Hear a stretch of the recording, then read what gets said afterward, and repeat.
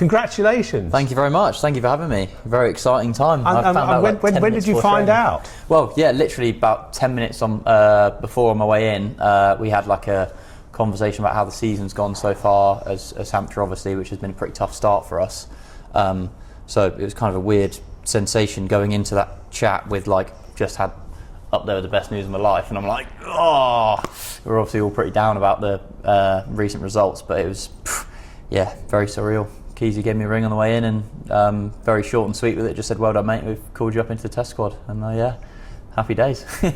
So that was Sonny Baker, who has just been announced in the England squad for the first test against New Zealand on June the 4th. And I was speaking to him this morning, just after he had found out the news. And it's lovely. I'd planned an interview with him for a while, actually. And it just so happened that I turned up literally an hour after he'd been told and heard the news that he'd been called up for the first test. Very exciting. And he sounded excited, didn't he? Absolutely. Oh, fantastic for him. And yeah, he's bowled well this season. He's pushed his case forward. It's great, isn't it, for the analyst inside cricket, for once, to be in the right place at the right time. Unlike me and my cricket career. And actually, that's a whole interview, which you can hear if you go onto our YouTube channel, also look on our podcast channel as well. That interview is there in full. It's about 35 minutes worth of him talking about how he's improved, his excitement at being called up, the people who's influenced him over the last couple of years, especially actually being in Australia and talking to some of the leading former Australian fast bowlers about the art of bowling, and that's really helped him. Also, his nutrition is interesting. I've mentioned this before, this thing about bone broth. He drinks this bone broth every day and is actually sponsored by not only a bone broth supplier, but also a butcher, a local butcher in Hampshire, who sends down the big hunks of lamb and beef and stuff, and he stuffs his face on those and makes sure that he's in tip-top condition to play for England. He's a lovely, engaging character and a very good bowler who's got high skill. I mean, you heard at the start of this podcast that wicket of Lewis Gregory in the match between Hampshire and Somerset, which was a fast delivery, reverse swing, got through the gate, bowled out a very good player like Gregory, knocked over his off stump. He's got pace. He's got something about him. He's got a bit of charisma as well.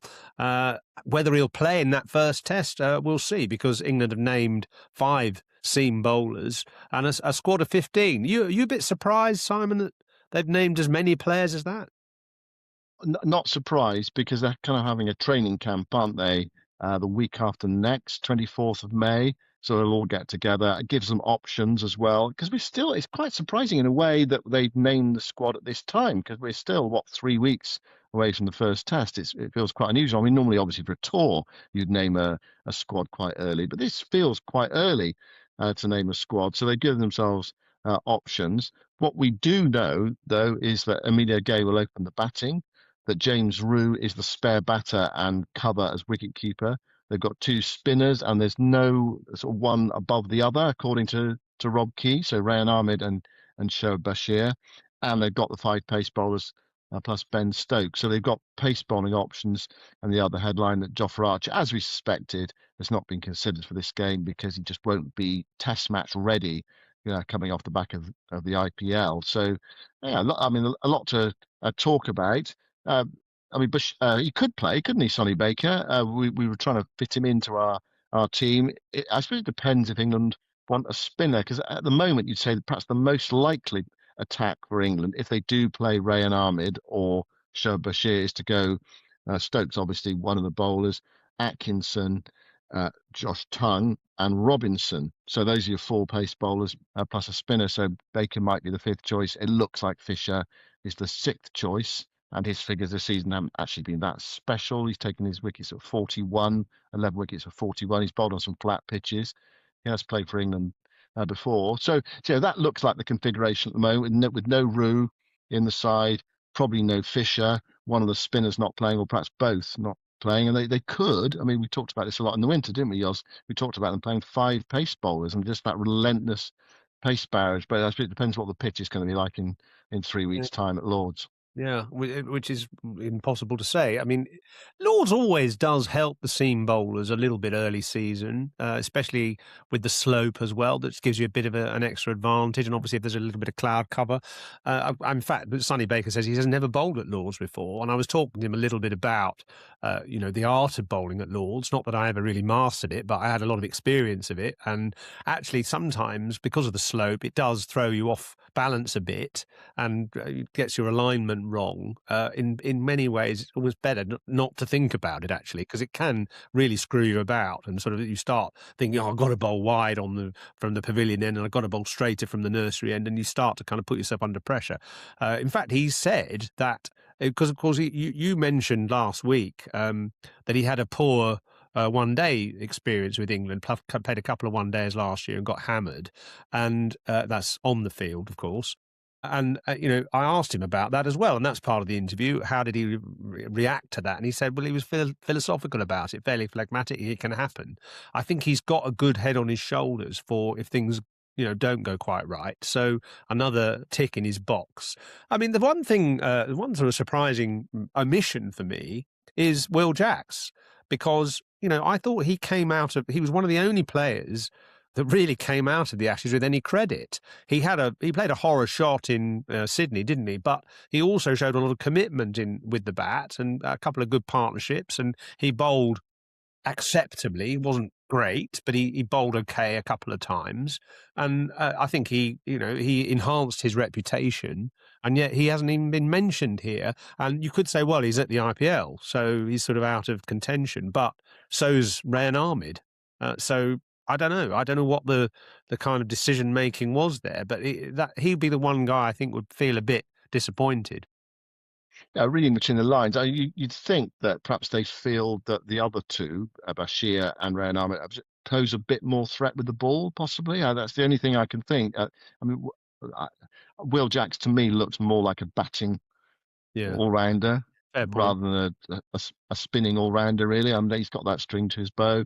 Perhaps they feel it didn't work. Perhaps they feel they need to go with a spinner that feels a bit more line, if indeed they go with a spinner at all, because they could go with that sort of battery of pace bowlers. But I agree with you. It is. Yeah, I think the problem they got is that they don't have a great option, do they? The spinning option is difficult. Everyone's scratching their heads. Who's going to be the spinning option? Who's going to be the bowler that, if we pick him, might take 30 Test match wickets or something like that in a decent career, and they probably haven't got that. Well, not obviously so at the moment. Who knows how Bashir is going to develop? He's only 22. And he's bowling a lot of overs this season. He's bowled 180 overs, so he's kind of learning to bowl again, almost getting his chance at Derbyshire. And he hasn't had a bad start to the season. No, and I think what they see with him and Ollie Robinson's recall is that height. The thing that probably causes the top players the most discomfort is extra bounce. Yeah, okay, movement, but you don't get so much movement on Test pitches, and the good players can hit through the length of a bowler like me, for instance, who was sort of 5'10". My good length ball came onto the middle of a lot of batters' bats, and I couldn't contain them. If I was a bit taller, say Angus Fraser, Andy Caddick, Chris Tremlett, Stephen Finn, people like that, they weren't necessarily rapid, but they got a bit of extra bounce, and that just makes it harder for a top batter to be dominant, and it can get wickets. And that's where Robinson has a big advantage. He's not all that quick. He's about 81, 82 miles an hour. Provided he can sustain that pace. When he drops off to sort of 76, 75, then he becomes a bit innocuous. But if he can sustain that pace at sort of 80, 81, with that extra bounce he gets from his high release, then he's a danger. And the same is true of Bashir, because it was something they recognised right at the start when they watched that, whatever it was, the TikTok video or something, and seeing him bowl, and he does get extra bounce. If he can ally that to control and improve his sort of understanding of the art of spin, then he'll be a good bowler. But it just takes time to get that knowledge, doesn't it?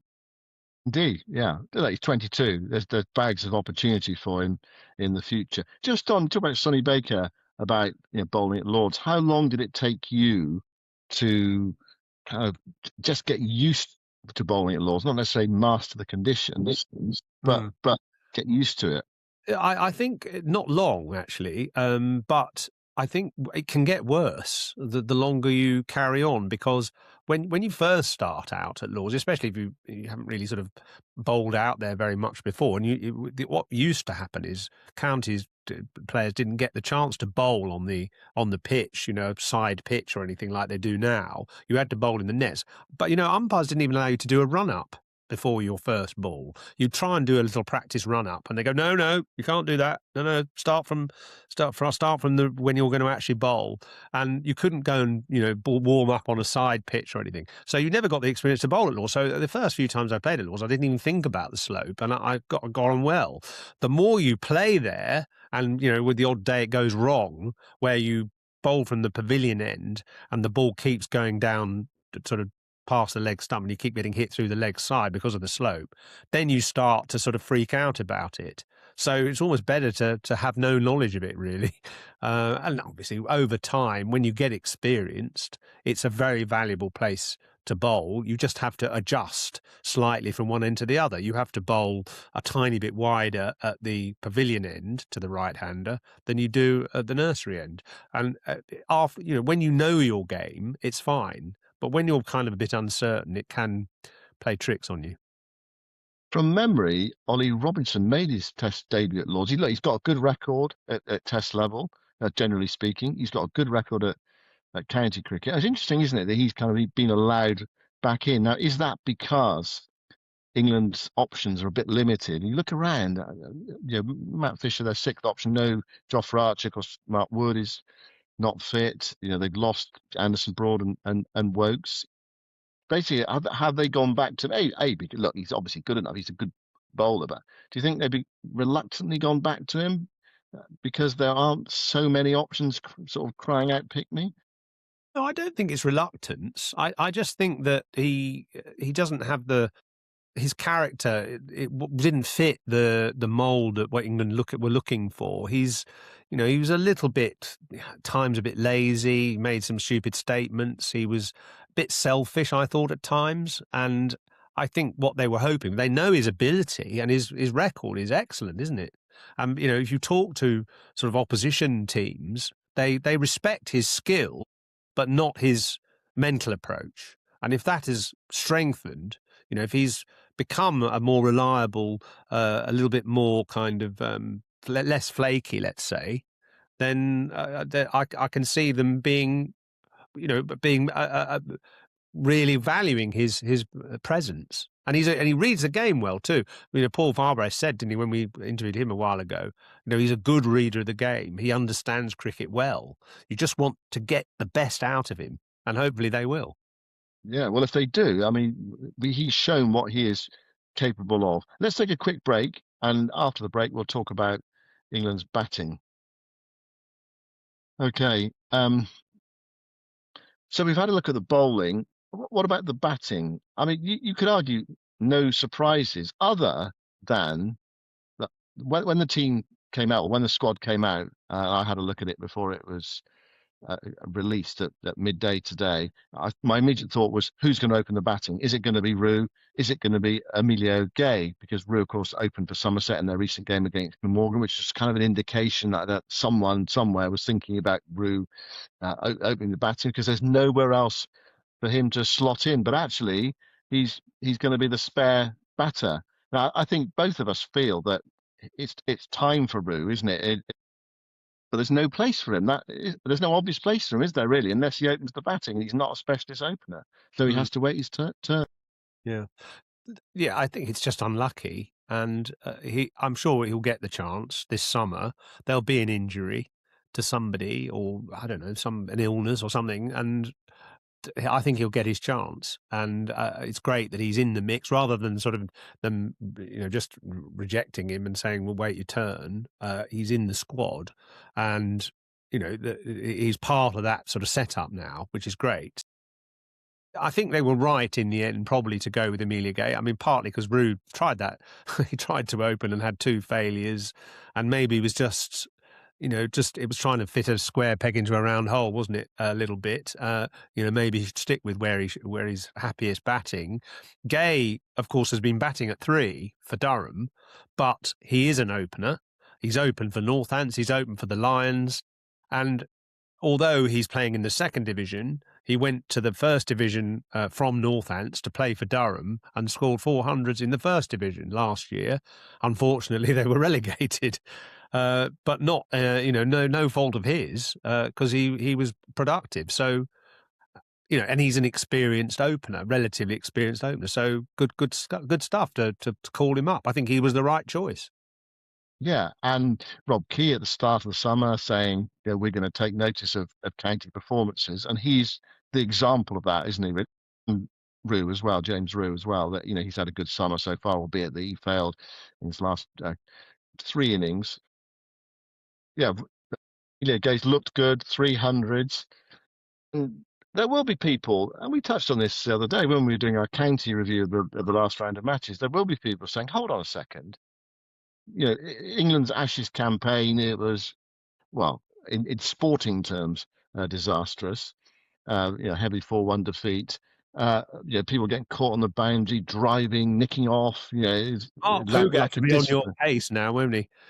Using the word disaster. I know you said you qualified it by saying a cricketing disaster, but you can't. Yeah, he doesn't like you using words like that, Mark Pugat, does he? He's been on his high horse saying, no, you mustn't call it a disaster. It's only a disaster, the Titanic sinking. Anyway, sorry, carry on. Yeah, well, that's kind of why I qualified it. So you were right. I did see that debate involving Mark, and I'd largely agree with him. There's no such thing as a sporting disaster, is there? Not really. But okay, if England's appalling Ashes campaign, where people were nicking off, caught on the boundary, so many poor shots. People saying, "Well, hold on a second, it's basically the same batting lineup."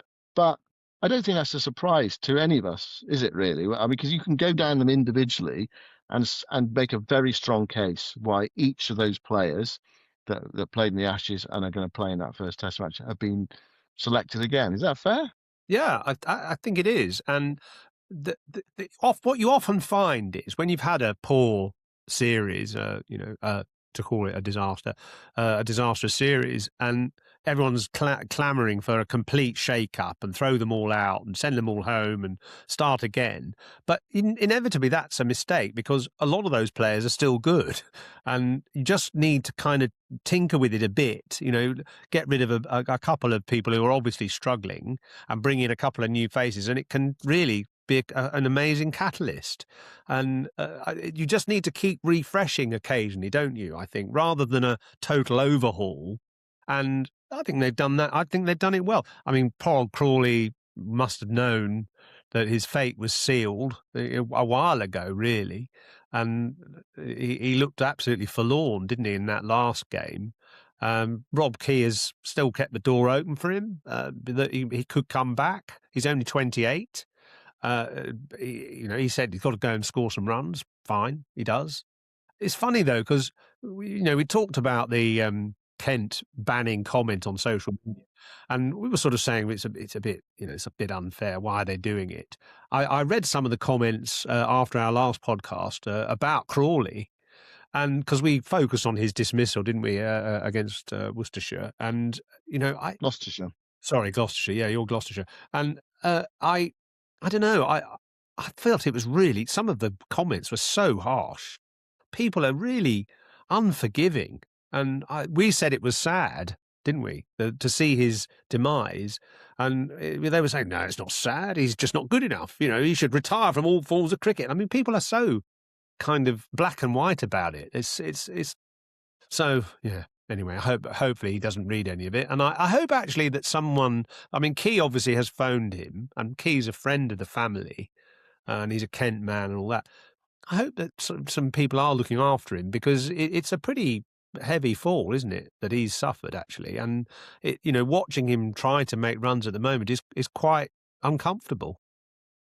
Yeah, I think you'd have to have a very hard heart actually not to feel some sympathy. I mean, these people try and a lot of people fail. It's part of sport, isn't it? failure is part of sport as much as success is part of sport. So you hate to see a player, I think, struggle that much. Look, he's had lots of chances. It hasn't quite worked out. But I mean, my mind does go back to Old Trafford in the last Ashes series where he played. I mean, one of the sort of great modern innings for England. He was smashing Australia everywhere. They didn't know where to bowl or set the field, did No, they? they were on their knees. Pat Cummins had almost given up as captain. England were just doing whatever they wanted, smashing it here, there, and everywhere. And people who said, Baz Ball, it's Baz Bollocks or whatever. I've heard Jim Maxwell say that it's Baz Bollocks. Well, that day it certainly wasn't. And a few other days actually in that series, England took Australia apart that day. They completely dismantled them, and that Australia got out of jail. They got very lucky because of the 2 days of rain in Manchester. But I mean, for that day. If you sort of watch a video of that back or whatever, but he should actually go and have a look at that to see what he can do. Go back and look at that. In 50 years' time, they'll say, "God, who was this player playing in that match?" Didn't really kick on. That's right. And actually, as I was driving down to Southampton today to interview Sonny Baker, I was actually listening to the Stuart Broad and Joss Butler podcast, which is very good. I must admit, it's really interesting to listen to. I hope they give us a plug as well, Well, Jos. I'm going to tell them they must. Yeah, must. I'm not sure they care too much. But they had AB de Villiers on today. I don't know why I'm promoting a rival podcast, really, but it was very good. Talking about AB de Villiers going through various phases of his career and saying, the best he played was when he wasn't thinking about anything. He wasn't thinking about technique. He was at peace with himself. He went out to bat and he just let the bat do the talking, and flow. And the trouble is, if you go through a bad run, especially as a batsman, you start thinking about everything, and you don't think about the most important thing, which is just watch the ball and hit the ball, and everything else becomes so important, and your mind becomes totally cluttered and cloudy, and you just can't see. Never mind, you can't see the ball, you can't see anything. It's just nothing works, and Crawley at the moment looks like someone whose mind is totally befuddled. And as a result, he's having a sequence of failures. In a way, he almost needs to go, I don't know, to somewhere else. He needs to go to Thailand or somewhere for a month and just sort of chill out and remember, as you say, maybe watch a couple of his fantastic innings and come back and he might be refreshed. But the more you play, sometimes the worse it gets. Yeah, Jamie Smith keeps his place. Yoz didn't have the greatest of Ashes series. There are some shots that perhaps he wouldn't necessarily be proud of. But actually, one thing he's shown this summer is that he's prepared to graft. He's been batting at number 3, and he's not. Yeah, he's a completely different type of player. He's not coming in and belting it. He's giving himself time to get in. We don't know yet. I don't know if it was asked of Rob Key today whether Smith's going to bat at 6 and Stokes at 7, because there's a feeling that Stokes might open the bowling. Which so watch this space one on that, because England don't have a sort of obvious sort of opening attack, do they? No, in there. No. I mean, what do you think about talking? Well, I listened to Key talking about that, and they didn't talk about the number 6 and 7 spots, but they did talk about the opening bowling spots, and it looks as if it will be Robinson to open and probably Atkinson, but it could also be Stokes. And what Key said is that he feels that Stokes often leaves himself too late to bring himself on, and he should come on much earlier. He's one of England's best swing bowlers, if not the best swing bowler. Now Anderson has retired, and he should be bowling with the new ball, if not in the first 10 overs, at least in the first 15 overs. So perhaps he might be first change, or he could even open the bowling, and I wouldn't be against that, actually. I mean, Atkinson doesn't really swing the ball. You could argue that the best time to bowl for a swing bowler is after 10 overs, when the lacquer's come off the ball on one side and you've got a nice polish going. So maybe Stokes is the right person to be first change, and you bowl the kind of more seam type bowlers, the Robinson and Atkinson, for the first 10. Okay, well, that watch his space on that one. But you're right, Stokes has often kept himself back, and you're thinking, when is he going to bowl? He needs to bowl. And it's like the 40th over or something now. You're thinking, oh, perhaps this is all about a reverse swing. Of course, then when he does start bowling, you can't get the ball off him. So there has to there has to be that sort of balance, really, where he looks after himself. Because we all know the injuries that he's suffered, and he's getting older. 55, what it is now, and there's another Ashes series next summer, and I suppose he needs to manage his body at the same time as trying to be effective for England. So it's all kind of like taken shape, hasn't it? Really. Just looking at the squad today, I didn't think there were that many surprises. Perhaps I was a bit surprised to see Shoaib Bashir in the squad, but it is a 15-man squad, so they are keeping their options open. I was a bit surprised to see Matt Fisher in the squad, but generally speaking, I think we knew the direction of travel based on the fact that players were succeeding, like Emilio Gay, like James Root, and also the players that had not done themselves justice in Australia, like Jamie Smith and like Ben Duckett, had actually been scoring heavily. So they'd gone away and done what Rob Key had said to do, basically, score lots of runs in county cricket. And the other two, of course, Root and Brook are kind of shoo-ins at the moment, aren't they? Brook is so immensely talented, albeit frustrating at times. And Joe Root, well, Joe Root, you're not going to leave him out, are you? No, and well done to Ben Duckett, actually, for really applying himself over the last few weeks and sort of showing that Bazball Mark 2, or is it 3, I don't know, is going to be more selective in its approach. I think he's the sort of almost a figurehead for it, actually.